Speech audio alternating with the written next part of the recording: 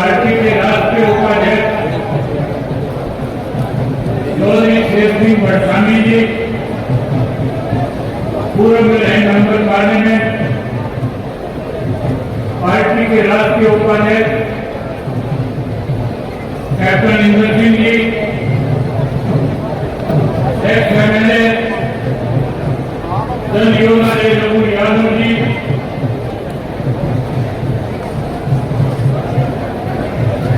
Australia के दर्शक के हमारे बीच में आए काउंसलर श्री सुरेंद्र पाल जी, पार्टी के राष्ट्रीय सचिव भाई उमेश चौहान जी, समाज के विधायक अजीत आदित्य चौटाला जी, मंच का संचालन कर रहे लीगल सेल के प्रदेश के अध्यक्ष जसवीर सिंह ढीलों जी, जिला रोहतक के अध्यक्ष डॉक्टर नरदेव सिंह गाड़ी जी, पूर्व में रहे विधायक पार्टी के राष्ट्रीय सचिव चौधरी गोविंद सिंह मायना जी, मंच पे मेरे साथ बैठे हुए पार्टी के सभी प्रकोष्ठों के संयोजक, पार्टी के राष्ट्रीय जिला और प्रदेश के सभी नेतागण, सबसे पहले मैं आज लाखों की संख्या में रैली के अंदर आए हुए आदरणीय बुजुर्गों, नौजवान साथियों, समाजियों के माताओं बहनों,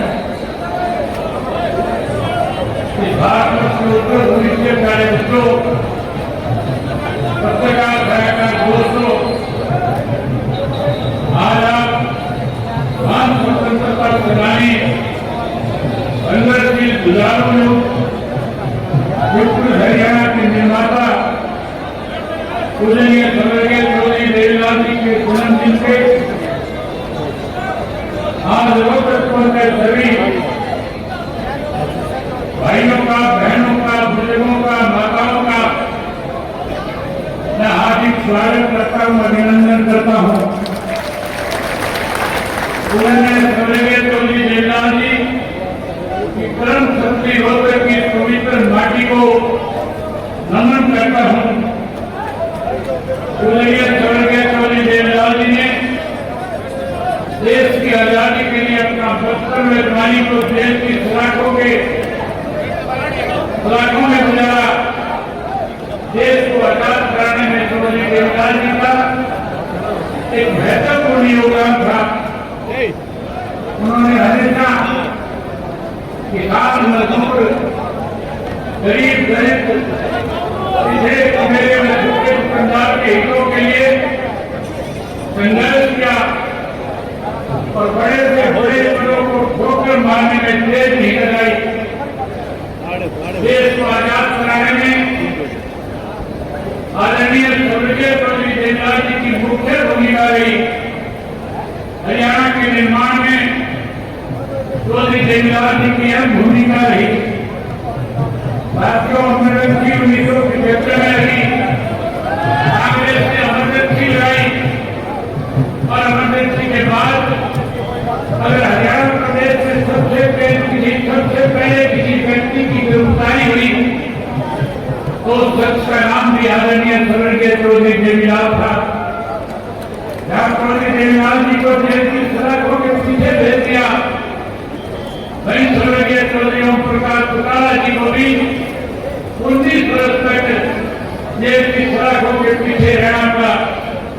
19 महीने के बाद जब जेल से बाहर आए तो बाहर आने के बाद जब चुनाव हुआ तो न केवल देश से कांग्रेस पार्टी को जाना पड़ा, बल्कि चौधरी देवीलाल के नेतृत्व में हरियाणा में लड़ाई लड़ करके कांग्रेस पार्टी को सत्ता से दूर करने का काम किया। साथियों, मुझे अच्छी तरह से याद है सन 1985 का वक्त था। पंजाब में उग्रवाद चरम सीमा पे था और पंजाब के उग्रवाद को कैसे खत्म किया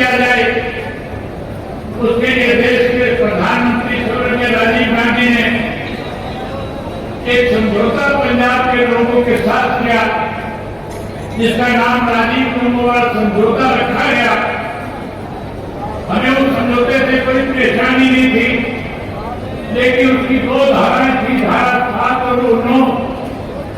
इन धारा 7 और 9 के तहत हरियाणा प्रदेश के साथ भेदभाव किया जा रहा था। हरियाणा प्रदेश में उस वक्त कांग्रेस की तरफ से मुख्यमंत्री के पद पे चौधरी भजनलाल आसीन से बैठे थे। जब समझौता हो रहा था तो दिल्ली में राजीव गांधी के दफ्तर के अंदर राजीव गांधी और लोगोपाल संत लोगोपाल दोनों बैठ करके हरियाणा के भविष्य के हरियाणा के साथ सुधाराघात कर रहे थे। कहीं तो चंडीगढ़ कमीशन की रिपोर्ट के अनुसार हमारा हरियाणा का था, उस चंडीगढ़ को पंजाब को दे दिया गया था। उसी समझौते के तहत हमारा योजना का पानी कम कर दिया गया था। चौधरी देवीलाल ने जब उस समझौते को पढ़ा, उसी दिन उन्होंने ऐलान कर दिया कि मैं भी चाहता हूं पंजाब के अंदर शांति और उग्रवाद खत्म हो, लेकिन कोई हरियाणा के साथ भेदभाव करे, हरियाणा के हकों पे कोई कुठाराघात करे, डाका डाले, मैं कतई बर्दाश्त नहीं करूंगा। और उसी दिन ऐलान कर दिया कि हम इस समझौते को नामंजूर करते हैं। अगर सरकार ने समझौता थोपने की कोशिश करी तो फिर हम हरियाणा के लोगों के बीच में जाएंगे, एक ऐसा आंदोलन खड़ा कर देंगे कि उसके बाद हरियाणा के लोग न केवल इस समझौते को रद्द करने में अपनी एक चोटी का जोर लगाएंगे, बल्कि हम कांग्रेस पार्टी को हरियाणा प्रदेश से सूखा साफ करके सत्ता से बाहर करने का काम करेंगे। साथियों, आपको याद होगा स्वर्गीय चौधरी देवीलाल जी ने आप लोगों को अपने साथ लेकर के एक न्याय युद्ध शुरू किया था। एक ऐसा न्याय युद्ध था जब हिसार से चौधरी देवीलाल पैदल चले और पैदल चल करके जब दिल्ली की तरफ कूच कर रहे थे तो पहले सैकड़ों की संख्या में लोग उनके साथ चले थे। अखबार के लोग लिखते थे कि चौधरी देवीलाल का निर्णय गलत है, चौधरी देवीलाल ने गलत फैसला ले लिया।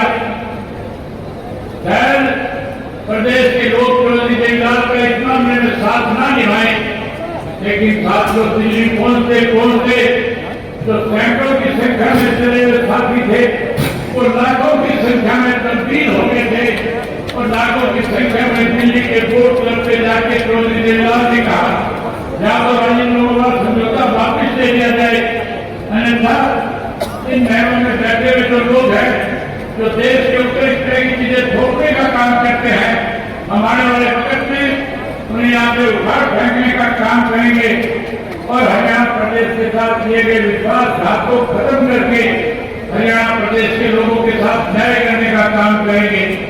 साथियों, आपके सहयोग और समर्थन से सन 1987 में जब चुनाव हुआ तो जिन कांग्रेस के लोगों ने हरियाणा प्रदेश को कहीं बर्बाद करने की ठान रखी थी, उन्हीं हरियाणा प्रदेश में आम जनता ने चौधरी देवीलाल के साथ खड़े होकर के उस विधानसभा के चुनाव में कांग्रेस पार्टी का सूत्रा साफ कर दिया था। 90 में से 50 सीटें जिता करके प्रदेश की सत्ता सौंपने का काम किया था। आज से उसी तरह का वक्त चल रहा है। आज देश के अंदर जो भारतीय जनता पार्टी की सरकार है, मनमाने ढंग से लोगों के ऊपर अपनी मन मर्जी के कानून थोपने का काम करती है। आपने पिछले दिनों अखबार में पढ़ा होगा कैसे राजनीतिक लोगों को दबाया और कुचला जाए, इसके लिए देश के प्रधानमंत्री ने देश के गृह मंत्री से कहा कि एक बिल लेकर के आओ, ऐसा बिल लेकर के आओ कि जब हम कहें विपक्ष के किसी भी व्यक्ति को जो सरकार के खिलाफ कहीं अपनी आवाज बुलंद करता है, जो कि सरकार को चैलेंज करने का काम करता है, कैसे उसको राजनीतिक रूप से खत्म किया जाए। इसके लिए साथियों लोकसभा में बिल लाया गया था। आपने पढ़ा होगा उस बिल में लिखा था कि जिस किसी राजनेता को 1 महीने कैद हो जाएगी तो कोई 1 महीने तक किसी जुर्म के तहत कैद में चला जाएगा, ना वो मुख्यमंत्री रहेगा, ना वो मेंबर पार्लियामेंट रहेगा, ना वो विधायक और मुख्यमंत्री रह पाएगा। साथियों, इस तरह के करके कहीं देश के प्रजातंत्र को खत्म करने के खारिज भारतीय जनता पार्टी रचने का काम कर रही है। उन्हीं के पत्तियों में हरियाणा प्रदेश की सरकार चल रही है। आज हरियाणा प्रदेश के अंदर मैं पिछले 2 साल से लगातार लोगों के बीच में जा रहा हूँ। मैंने साथियों जो पैदल यात्रा करी थी 40 किलोमीटर का पैदल सफर जब तय किया था, 2000 से ज्यादा गांव शहर और कस्बों में गया था। लोग मुझे बता रहे थे कि किस तरह से भाजपा और बीजेपी की सरकार ने हरियाणा प्रदेश के लोगों के साथ मन चाहे तरीके से लूटने का काम किया है। उन 5 वर्षों में उन दोनों पार्टियों के लोगों ने मिलकर के हरियाणा प्रदेश के अंदर अनेक बड़े बड़े घोटाले किए थे, घपले किए थे। अगर मैं सबका जिक्र करूंगा बहुत लंबा समय लग जाएगा। आप बहुत देर से बैठे हैं, आपने भी घरों को जाना है। मैं साथियों आपका ज्यादा समय नहीं लेकर के 2-4 बातें आपके बीच में ऐसी करनी चाहूंगा कि किस तरह से हरियाणा प्रदेश के अंदर भारतीय जनता पार्टी को 2019 में सत्ता में वोट लेकर के कैसे द्वारा सत्ता में आई थी। लोगों का तो फैसला था, लोगों ने तो मन बना रखा था कि भारतीय जनता पार्टी को सत्ता से पार करेंगे। 90 में से 40 सीट पे रोक दिया था, 50 विपक्ष से जीत करके आए थे, जबकि सरकार विपक्ष की बननी चाहिए थी। लेकिन साथियों 10 ऐसे लोग जीत करके आगे जो कहीं चौधरी देवीलाल के नाम की माला जपा करते थे, जो कहीं कहते थे कि हम चौधरी देवीलाल की नीतियों को लागू करेंगे, जो कहते थे 75 पार का मेरा नारा देने वाली बीजेपी को हम जन्ना पार कर देंगे। लेकिन साथियों ऐसे स्वार्थी लोग थे जिन्होंने ना केवल अपने स्वार्थ को पूरा करने के लिए आप लोगों के साथ विश्वासघात करने का काम किया, बल्कि 5 वर्ष भारतीय जनता पार्टी के साथ मिलकर के प्रदेश को लूटते रहे। प्रदेश के अंदर अनेक घोटाले किए, शराब घोटाला किया, धान घोटाला किया, वही साथियों रजिस्ट्री का घोटाला किया और रजिस्ट्री के साथ साथ अनेक ऐसे घोटाले थे। अगर सबका जिक्र करूंगा बहुत टाइम लगेगा। आपने सत्ता से बाहर करके आप 40 पे रोक दिया, उन 10 ने भाजपा की सरकार में डाली। उसके बाद लोगों ने मुझे बताया कि अब की बार जब चुनाव आएगा जो 10 लोगों ने बीजेपी की सरकार बनाई है इनका सूत्र साफ करेंगे, इन्हें सबक सिखाएंगे। आज मैं हरियाणा प्रदेश के कोने कोने से होकर के आपके बीच में आया हूँ। पिछले 2 वर्ष से लोगों से मिल रहा हूँ। हर व्यक्ति एक ही बात कहता है कि हमने भाजपा के साथ मिले जो लोग थे जनता वालों को सबक सिखा दिया, उनको हमने सत्ता से बाहर कर दिया। जो सत्ता में खड़े रहना चाहते थे उन्हें माइनस में जाकर के खड़ा कर दिया। मैं जब पूछता था कि भाजपा जनता का कोई नाम लेवा बता है क्या, लोग कहते थे कोई नहीं बेटा। मैं आप लाखों लोग आए हैं, आपसे पूछता हूँ आप हरियाणा प्रदेश के कोने कोने से चल करके आए हो, आज कोई जेजेपी का नाम लेने वाला इस प्रदेश में बचा है क्या? मैं आपसे पूछना चाहता हूँ प्रेस के लोग सबको दिखाएंगे, आप जोर से बोल करके बताओ कि जनता का पूर्ण रूप से सफाया हो गया कि नहीं हो गया? पूर्ण रूप से सफाया हो गया। जहाँ जनता का सफाया आप लोगों ने कर दिया, वही साथियों अब ये जो 30 बार की सरकार में है इसके लिए कोई और जिम्मेवार नहीं है। इस 30 बार को बढ़ाने में मुझे पूरे प्रदेश के लोगों ने बताया कि बाप बेटा दोनों ने जहाँ अपने भाजपा की 30 बार सरकार बनाई है वही हरियाणा प्रदेश का नाश कर दिया। मैं आपसे पूछना चाहता हूँ कि 30 बार की सरकार के लिए कौन जिम्मेवार है, कौन दोषी है, कौन सेकंड सरकारी है? तो जिस तरह से आपने जनता का सूत्र साफ किया है, मैं उम्मीद करूंगा कि आने वाले समय में आप जैसे जनता का सूत्र साफ करके आए हो उसी तरीके से इस कांग्रेस पार्टी का भी सूत्र साफ करके इंडियन नेशनल पार्टी को साथियों कांग्रेस की हमारे बारे में कहते थे कि उसका इसका बेटा दोनों लगातार पिछले 2 वर्ष से प्रदेश में जहाँ कहीं भी गए भाजपा के खिलाफ कुछ कहने की बजाय केवल एक ही बात कहते थे, इंडियन नेशनल लोकदल पार्टी तो वोट का पार्टी है। साथियों ये कहते थे कि हम बी टीम है। मैं आज आपसे पूछना चाहता हूँ हरियाणा प्रदेश में कौन सी पार्टी ऐसी है जो भाजपा के बी टीम के रूप में काम कर रही है? कांग्रेस पार्टी बी टीम के रूप में काम कर रही है। हमें वोट का कहते थे, मैं आज अब कांग्रेस को खुले तौर से कहता हूँ हम वोट काटने वाले नहीं, हम तो रान काटने वाले हैं।